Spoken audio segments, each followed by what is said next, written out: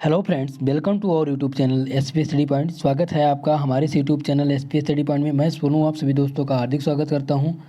दोस्तों, आज की फिजिक्स की ये 5वीं क्लास है, जिनमें आज हम डिस्कस करेंगे बीएससी फर्स्ट ईयर के ऑब्जेक्टिव टाइप प्रश्नों पर, यानी जिन पर एमसीक्यू टाइप प्रश्न हम सॉल्व कर रहे थे semester first, BSc first year semester first में। और ये हमारा तीसरा चैप्टर है, यानी Newtonian mechanics and wave motion का ये तीसरा चैप्टर है, जिस पर आज एमसीक्यू टाइप प्रश्न हम सॉल्व करेंगे, यानी ऑब्जेक्टिव टाइप प्रश्न 2021 और 2022 के आगामी एग्जाम के लिए बीएससी फर्स्ट ईयर के लिए बहुत ही महत्वपूर्ण होगा। ठीक है, सभी लोग लाइव आ गए हैं और जो भी लोग नहीं जुड़े हैं, जिनके पास ये वीडियो नहीं पहुंच पाया है, प्लीज़ जो भी लोग जुड़े हुए हैं प्लीज़ वीडियो को शेयर कर दीजिए, एक बार लाइक कर दीजिए और चैनल पर अगर नए हैं आप तो चैनल को सब्सक्राइब कर लीजिए। ठीक है दोस्तों, आज स्टार्ट करते हैं एमसीक्यू टाइप प्रश्नों को और सॉल्व करते हैं किस प्रकार के प्रश्न जो हैं आपके तीसरे चैप्टर इलास्टिसिटी यानी प्रत्यास्था से पूछे जाते हैं। सबसे पहले आपके तीसरे चैप्टर के बारे में थोड़ा सा आपको बताऊँगा, Newtonian mechanics and wave motion में, यानी कि हमें तीसरे चैप्टर में पढ़ना क्या है। तो आपके चैप्टर का जो नाम है वो क्या है, इलास्टिसिटी, यानी कि हिंदी में इसका मतलब होता है प्रत्यास्था। सबसे पहले हम समझ लेते हैं इलास्टिसिटी क्या है। जो आपका तीसरा चैप्टर है इलास्टिसिटी, इसका मतलब क्या होता है। तो इसका मतलब होता है हिंदी में प्रत्यास्था। प्रत्यास्था इसका हिंदी होता है। तो इसमें हमें कौन कौन से टॉपिक पढ़ने हैं, तो आपको इसमें पढ़ना है हुक्स लॉ। क्या पढ़ना है, हुक्स लॉ क्या होता है। उसके बाद में आपको सेकंड टॉपिक पढ़ना है यंग मॉडुलस, जो आप फर्स्ट पेपर में पढ़ते थे। जैसे आपका पहले जो 3 पेपर हुआ करता था, फिजिक्स का 3 पेपर जो हुआ करता था, तो आपका फर्स्ट पेपर था मैकेनिक्स एंड वेव मोशन। ठीक है, कहता, और दूसरा जो था काइनेटिक थ्योरी एंड थर्मोडायनामिक्स था। तीसरा पेपर था आपका, जो तीसरा पेपर हुआ करता था वो था solid state electronics and basic electronics. ठीक है, तो ये आपके 3 पेपर हुआ करते थे। लेकिन अब जब आपका न्यू सिलेबस आ गया, यानी 2021 और 22 के अकॉर्डिंग जब आपका सिलेबस लागू हो गया, न्यू शिक्षा नीति, तो उसमें क्या किया, जो आपका 3 पेपर पैटर्न था उसको काट करके फर्स्ट सेमेस्टर बना दिया गया, इनको 2 सेमेस्टर में बांट दिया गया। आपका पेपर क्या होगा, 2 सेमेस्टर में कर दिया गया। अब 2 सेमेस्टर में आपको 2 बुकें पढ़नी हैं। ठीक है, तो आप अभी क्या पढ़ रहे हैं, अभी फर्स्ट सेमेस्टर के बुक का नाम है Newtonian mechanics and wave motion, जिन पर आप सॉल्व कर रहे हैं ऑब्जेक्टिव टाइप प्रश्न। ठीक है, तो आप लोग सिलेबस से अवगत हो गए होंगे, और अगर आपको कोई ऐसी दिक्कत है तो आप प्लेलिस्ट में जा करके सिलेबस को देख सकते हैं। ठीक है, जिसका लिंक आपको डिस्क्रिप्शन बॉक्स में भी मिल जाएगा, और आप चैनल पेज पर जाएंगे, वहाँ से आपको प्लेलिस्ट में आपको वीडियो मिल जाएगा, वहाँ से आप सिलेबस पर हमने वीडियो बना रखी है, हमने आपको सिलेबस के बारे में बता दिया है, तो आप वहाँ से जाकर वो चीज़ें देख लीजिएगा। ठीक है, चलिए स्टार्ट करते हैं आज की क्लास। जो बेसिक जानकारी थी हमारे द्वारा वो मैंने आपको उपलब्ध करवा दी। ठीक है, और आप लोग कोशिश करेंगे क्लास रेगुलर करा कीजिए, और जो भी पीडीएफ आपको मिले और पीडीएफ को रीड करते रहें और उसको सॉल्व करते रहें। चलिए प्रश्न नंबर 1 सॉल्व करने का प्रयास करेंगे। दिया गया है the correct relation between Y K and sigma is. पूछा गया है हिंदी में। देखिए, आज जो प्रश्नों की आपको प्राकृत मिलेगी वो दोनों लैंग्वेज में होगी, हिंदी और इंग्लिश में।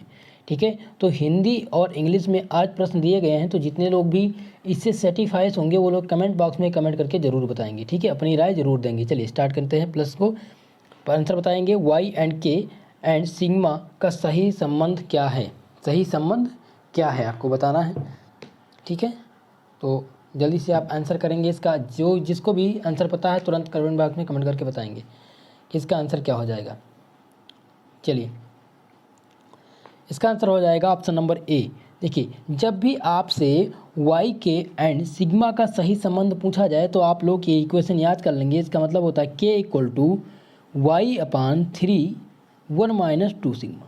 ठीक है, यानी राइट आंसर आपका ए नंबर सही हो जाएगा। दूसरा प्रश्न देंगे, ध्यान देंगे, दूसरा प्रश्न पूछा गया है the internal energy per unit wire, यानी per unit volume in a stretched, मतलब कि किसी खींचे तार में प्रति एकांक आयनन का, हिंदी में आप समझ लीजिएगा। देखिए, हिंदी मीडियम के स्टूडेंट जो भी हैं उनको जो भी दिक्कतें आती हैं हिंदी में, तो अगर आपका क्वेश्चन इंग्लिश में रहता है तभी मैं आपको हिंदी में समझा दिया करता हूँ, ठीक है। लेकिन आज आपका जो प्रश्न है वो हिंदी और इंग्लिश दोनों में है, तो आप लोग आराम से ये सारी चीज़ें समझ करके फिर क्वेश्चन को सॉल्व करेंगे। चलिए, किसी खींचे तार में प्रति एकांक आयतन आंतरिक ऊर्जा क्या होती है। कोई तार दिया गया है और उसमें पूछा गया है कि इसका प्रति एकांक आयतन आंतरिक ऊर्जा क्या होगी। तो इसका आंसर जो है वो क्या हो जाएगा, इसका आंसर हो जाएगा ऑप्शन नंबर ए, यानी कि 1/2 प्रतिबल गुणे विकृति, यानी कि 1/2 स्ट्रेस इक्वल टू स्ट्रेन, यानी ऑप्शन नंबर ए आपका करेक्ट आंसर हो जाएगा। आप यानी क्वेश्चन नंबर 2 का सही आंसर क्या हो जाएगा, ऑप्शन नंबर ए सही हो जाएगा। चलिए अगले प्रश्न पर ध्यान देंगे। 3 नंबर प्रश्न पूछा गया है। देखिए पूछा गया है in the binding of beams of the surface between the beam in which the length of placements of neither decrease और नॉट इंक्रीज। हिंदी में आप समझ लीजिए, पूछा गया है कि डंडों के बंकन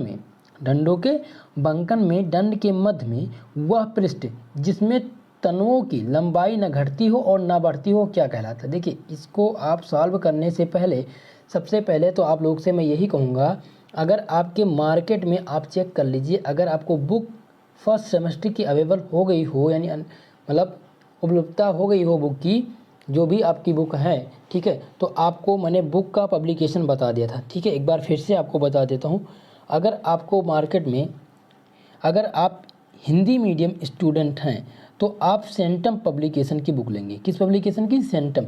और उसके साथ साथ जो दूसरी बुक आपको लेना है वो लेना है प्रगति प्रकाशन। किसकी, प्रगति प्रकाशन, जिसमें आपको अच्छे से सारी चीज़ें डिफाइन मिल जाएंगी, ठीक है। तो आप ये फिजिक्स और केमिस्ट्री के लिए प्रगति प्रकाशन और सेंटम प्रकाशन की बुक ले लीजिएगा। जो सेंटम प्रकाशन की बुक है आपको, तो वो उसमें दिक्कत क्या, उसमें ये है कि दोनों लैंग्वेज में आपको क्वेश्चन मिल जाएंगे, हिंदी और इंग्लिश दोनों में मिल जाएंगे। लेकिन जो प्रगति प्रकाशन है उसमें आपको क्या मिलेगा, उसमें आपको केवल और केवल इंग्लिश लैंग्वेज मिलेगा। तो बेटर यही है कि आप इंग्लिश में ही अभी सीखना स्टार्ट कर दीजिए। क्वेश्चन आंसर तो मैं हिंदी और इंग्लिश दोनों लैंग्वेज में कराता हूँ, उसके बावजूद आप लोग जो बुक्स है आपकी उसमें भी आप लोग क्या करेंगे, दोनों लैंग्वेज में सॉल्व करना प्रयास करेंगे और कोशिश ये करेंगे सबसे ज़्यादा इंग्लिश सीखें। चलिए इसका आंसर करेंगे क्वेश्चन नंबर 3 का। पूछा गया है डंडों के बंकन में दंड के मध्य वह पृष्ठ जिनमें तनुओं की लंबाई न घटती है और न ही बढ़ती है वह क्या कहलाता है। आपको 3 नंबर प्रश्न का आंसर करना है। चलिए इसका आंसर क्या हो जाएगा, इसका आंसर हो जाएगा ऑप्शन नंबर ए, यानी उदासीनी पृष्ठ, यानी natural surface is the right answer, यानी ऑप्शन नंबर ए सही हो जाएगा। चलिए अगला प्रश्न सॉल्व करते हैं। अगला प्रश्न पूछा गया है इलास्टिक एनर्जी स्टोरेज पर unit volume of a wire. देखिए ये 2-3 बुकों का कम्बिनेशन है। आज की इस वीडियो में मैंने लगभग ये मानकर चलिए 2 से 3 बुकों का कम्बिनेशन क्वेश्चन लिया है जो एग्जाम में पूछे गए थे और पर मैंने टिक कर रखा था, तो उन सारे स्क्रीनशॉट ले करके और आज पीपीटी बनाकर आप लोगों के लिए आपके समक्ष लेके आया हूँ ताकि आप लोग प्रश्न से अवगत हो जाएं, ठीक है। चलिए 3 नंबर, चलिए प्रश्न का आंसर करेंगे। पूछा गया है इलास्टिक एनर्जी स्टोरेज पर unit volume of a wire, यानी किसी तार के प्रति एकांक आयतन में एकत्रित प्रत्यास्था ऊर्जा क्या होगी। इसमें पूछा गया है कि माना एक कोई तार है और उसमें पूछा गया है कि प्रति एकांक आयतन मतलब उसके आयतन में जो एकत्र प्रत्यास्थ ऊर्जा होती है, तो प्रत्यास्थ क्या बताना है आपको, ऊर्जा बताना है।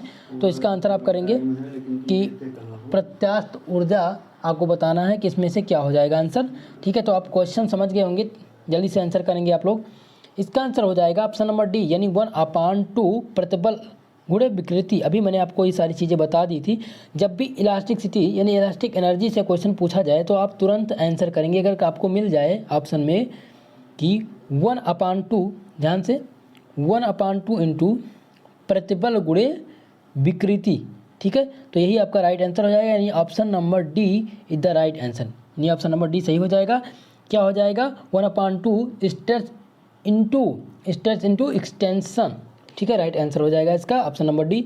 चलेंगे अगला प्रश्न, बहुत ही इंपॉर्टेंट प्रश्न है और ये 2019 के एग्ज़ाम में पूछा गया था। 2019 के एग्ज़ाम में ये प्रश्न पूछा गया है। 44 नंबर प्रश्न आप लोग ध्यान से पढ़ेंगे और इसको करने का प्रयास करेंगे। 44 नंबर प्रश्न पूछा गया है the relationship between elastic constant Y eta and K, यानी कि प्रत्यास्था गुणांक y के एटा के मध्य निम्न संबंध क्या है आपको बताना है। बहुत ही इम्पॉर्टेंट प्रश्न है। तो इसका संबंध आप लोग याद रखेंगे। इसका संबंध देखिए जहाँ भी लिखा हो 9/Y = 3/eta = 1/k, यानी ऑप्शन नंबर ए सही हो जाएगा। ये प्रश्न आप लोग रट डालिएगा। ये प्रश्न जो है 2 बार रिपीट हो चुका है, ठीक है। देखिए अभी अवध यूनिवर्सिटी में 2018 और 2019 का ऑब्जेक्टिव टाइप प्रश्न हुआ था। उन दोनों ईयर्स में ये प्रश्न जो है वो रिपीट हुआ है 2018 और 2019 में। तो इसलिए इस टाइप के प्रश्न आप लोग प्रिपेयर हो जाएंगे, ठीक है। चलिए अब अगले प्रश्न पर ध्यान देते हैं। अगला प्रश्न पूछा गया है कि in the terms of K and eta positions of ratio sigma can be expressed as, मतलब कि क्या है, पोवाइसा निष्पत्ति सिग्मा को के तथा ईटा के पदों पर किस प्रकार से व्यक्त करते हैं। आपको बताना है कि किस प्रकार से व्यक्त करते हैं। 45 नंबर प्रश्न ध्यान से देखेंगे। पोवाइसा निष्पत्ति सिग्मा को के तथा ईटा के पदों में इस प्रकार व्यक्त करते हैं। आपको आंसर करना है 45 नंबर प्रश्न का। देखिए इसका आंसर हो जाएगा सिग्मा = 3k - 2 ईटा और 2 3k प्लस, यानी राइट आंसर हो जाएगा ऑप्शन नंबर ए। ध्यान रखेंगे इसका आंसर क्या हो जाएगा, ऑप्शन नंबर ए हो जाएगा। चलिए अगले प्रश्न पर ध्यान देंगे। अगला प्रश्न पूछा गया है। अगला प्रश्न क्या पूछा गया है आप लोग ध्यान करेंगे। चलिए पढ़ेंगे। The dispersion at the mid point of the girder is रेड्यूसड by, यानी गर्डर के मध्य बिंदु पर अवनमन जो है वो घटाया जाता है तो क्या होगी, उनकी चौड़ाई बढ़ेगी या घटेगी, या मोटाई घटेगी, या छेद में करके, या गर्डर में छेद करके उसका जो है अवनमन कोण है उसको घटाया जाएगा। 8 नंबर प्रश्न, इसका आंसर हो जाएगा ऑप्शन नंबर ए, यानी इसकी चौड़ाई क्या होगी, बढ़ेगी, यानी इंक्रीज द ब्रेथ, यानी ऑप्शन नंबर ए सही हो जाएगा। चलिए 9 नंबर प्रश्न ध्यान देंगे। पूछा गया द करेक्ट रिलेशन, इसमें से सही संबंध बताना है। तो आप लोग आंसर करेंगे इसका, क्योंकि ये मैं अभी बता चुका हूँ आपको इसका सही संबंध। देखिए इसका जो सही संबंध है हो जाएगा सिग्मा = y/2 ईटा - 1, यानी राइट आंसर हो जाएगा ऑप्शन नंबर सी। चलिए अगले प्रश्न पर ध्यान देंगे। अगला प्रश्न है यंग मॉडुलस ऑफ, पूछा गया है young modulus of A perfectly plastic body is, यानी पूर्णतः प्लास्टिक पिंड का यंग प्रत्यास्था गुणांक क्या होगा। तो इसका यंग प्रत्यास्था गुणांक जो है, इसका यंग प्रत्यास्था गुणांक क्या होगा, 1 होगा, यानी 0 होगा। सॉरी, इसका जो पूर्णतः प्लास्टिक पिंड का यंग प्रत्यास्था गुणांक जो है वो क्या होगा, 0 होगा, यानी ऑप्शन नंबर ए आपका सही हो जाएगा, यानी राइट आंसर हो जाएगा ऑप्शन नंबर ए, यानी 0। चलिए अगला प्रश्न ध्यान देंगे। पूछा गया 11 नंबर प्रश्न पूछा गया है the Poisson ratio of and A in compressible materials is, यानी कि असंपीड्य पदार्थ का प्रवास गुणांक क्या होता है। इसका आंसर करेंगे आप लोग, तो इसका आंसर हो जाएगा ऑप्शन नंबर ए, यानी 0 होता है। किसी संपीड़ित पदार्थ का प्रवास गुणांक क्या होता है, 0 होता है, यानी राइट आंसर आपका हो जाएगा ऑप्शन नंबर ए।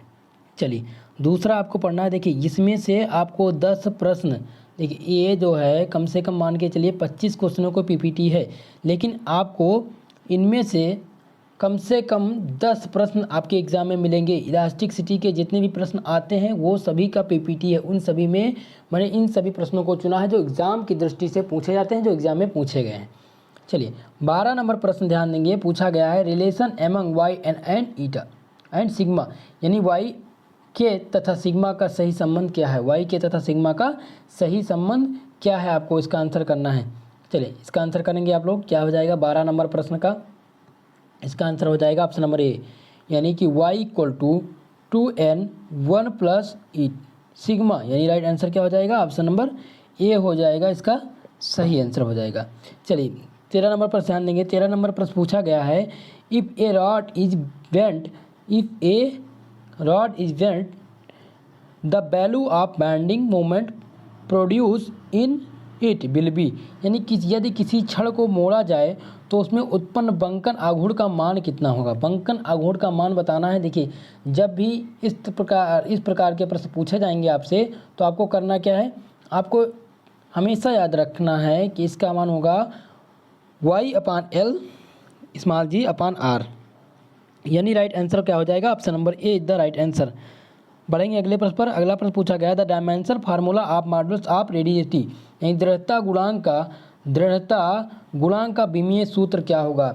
दृढ़ता गुणांक का विमीय सूत्र, तो इसका विमीय सूत्र होता जो है वो होता है MLT -1 T⁻², यानी राइट आंसर हो जाएगा ऑप्शन नंबर बी। दृढ़ता गुणांक का विमा क्या होता है? ML की पावर -1 T⁻², यानी राइट आंसर हो जाएगा ऑप्शन नंबर बी। चलिए अगले प्रश्न पर ध्यान देंगे। अगला प्रश्न क्या पूछा गया है? 48 नंबर प्रश्न पूछा गया है the dispersion at a free end of a cantilever. पूछा गया है कि किसी कंटिलीवर के मुक्त सिरे पर अवनमन कितना होना चाहिए? अवनमन कोण आपको बताना है। एक कैंटिलीवर के मुक्त सिरे पर अवनमन कोण कितना होगा? 48 नंबर प्रश्न का आंसर करेंगे आप लोग। अगर आपको इसका आंसर करना है तो प्लीज़ कमेंट बॉक्स में आप इसका आंसर करिएंगे। चलिए 48 नंबर प्रश्न का जवाब देंगे आप लोग। इसका आंसर हो जाएगा ऑप्शन नंबर बी, यानी कि राइट आंसर क्या हो जाएगा? Option number B correct answer हो जाएगा। चलिए अगले बढ़ेंगे अगले प्रश्न पर। 49 नंबर प्रश्न पूछा गया है यंग मॉडुलस, पूछा गया है कि young modulus of a material of a wire is that stress which, मतलब कि यदि एक तार का जो यंग गुणांक है वो परिभाषित रूप से वह एक प्रतिबल कहलाता है, तो उसको आपको बताना है जो कि किस में चेंज होता है। आपको चेंज बताना है कि अगर कोई तार है जिसका यंग गुणांक है वो परिभाषित रूप से क्या करता है? प्रतिबल के रूप में काम करता है, तो आपको बताना है कि वो चेंज किस में होगा। 49 नंबर प्रश्न, इसका जवाब देंगे आप लोग, आंसर करेंगे 49 नंबर प्रश्न का। इसका आंसर हो जाएगा ऑप्शन नंबर बी। इसका आंसर हो जाएगा तार की लंबाई को बढ़ाकर क्या करेगा? दोगुना कर देगा, यानी कि double the length of the wire, double is the length of the wire, यानी राइट आंसर हो जाएगा ऑप्शन नंबर बी। अगले प्रश्न को सॉल्व करेंगे। अगला प्रश्न दिया गया है when a body is deformed its inertial यानी इट्स इंटरनल एनर्जी। पूछा गया किसी पिंड को विकृत करने की इसकी आंतरिक ऊर्जा क्या होगी? यानी कोई पिंड है और उसको क्या किया गया है? विकृत करने पर इसकी आंतरिक ऊर्जा में क्या बदलाव आएगा या क्या प्रभाव पड़ेगा? इसका आंसर आप लोग करेंगे 50 नंबर प्रश्न का। इसका आंसर हो जाएगा ऑप्शन नंबर ए, यानी कि उसमें क्या होगी? बढ़ोतरी हो जाएगी। कोई पिंड जो है उसकी विकृति करने पर उसकी आंतरिक ऊर्जा क्या होगी? बढ़ जाएगी, यानी राइट आंसर ऑप्शन नंबर एक हो जाएगा, यानी आंसर नंबर क्या हो जाएगा? ऑप्शन नंबर ए सही हो जाएगा। चलिए अगले प्रश्न पर ध्यान देंगे। 38 नंबर प्रश्न पूछा गया है in a girder of a rectangular cross section the longer side is use as, मतलब कि एक आयताकार अप्रत्यस्त परिच्छेद वाले गार्डर में लंबी भुजा निम्न रूप से प्रयुक्त होती है, यानी लंबी भुजा जो होती है वो प्रयुक्त होती है किस रूप में? तो आपको इसका आंसर करना है 38 नंबर प्रश्न का। इसका आंसर हो जाएगा ऑप्शन नंबर ए, गहराई या मोटाई, यानी कि डीपेथ, ये राइट आंसर हो जाएगा ऑप्शन नंबर ए हो जाएगा। चलिए अगला प्रश्न सॉल्व करेंगे। 39 नंबर प्रश्न पूछा गया है which of the following is most elastic, which of the following is most elastic, यानी निम्न में से सबसे अधिक प्रत्यास्था है किस में होता है? हवा में, पानी में, पारा में या दोनों में? इसका आंसर करना है आपको 39 नंबर प्रश्न। इसका आंसर हो जाएगा ऑप्शन नंबर सी, पारा में। सबसे अधिक प्रत्यास्था जो होता है वो किस में होता है? पारा में होता है, यानी राइट आंसर आपका सी हो जाएगा। अगला प्रश्न सॉल्व करेंगे। अगला प्रश्न पूछा गया है फॉर द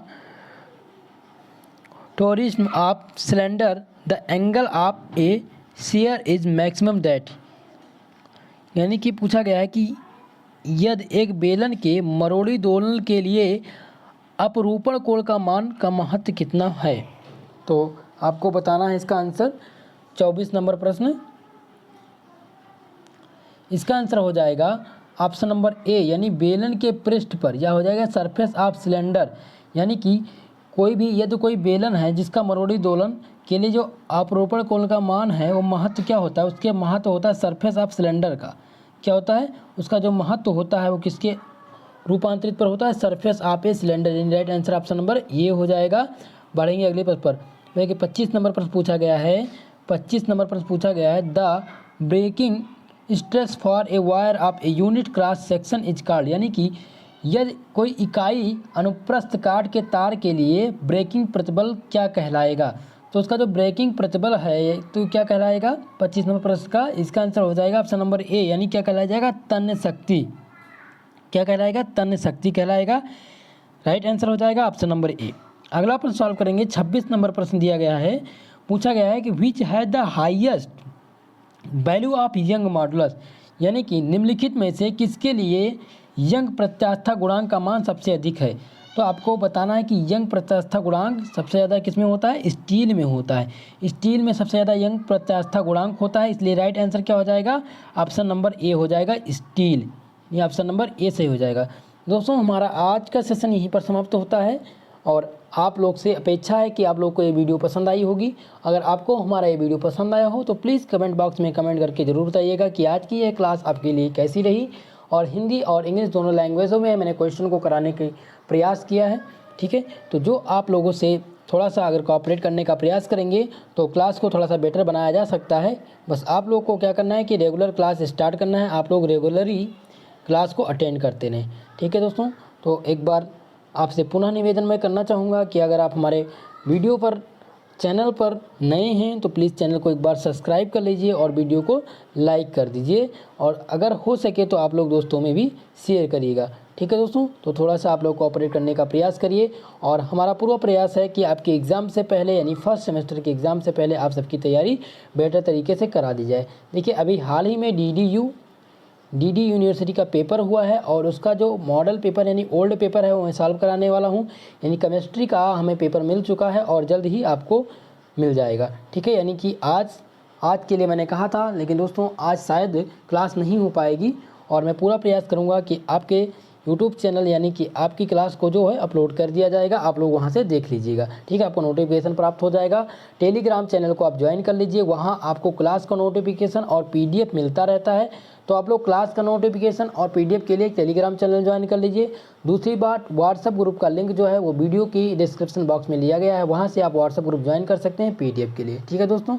तो आज का हमारा सेशन यहीं पर समाप्त होता है। मिलते हैं किसी अगले वीडियो में, तब तक के लिए जय हिंद दोस्तों।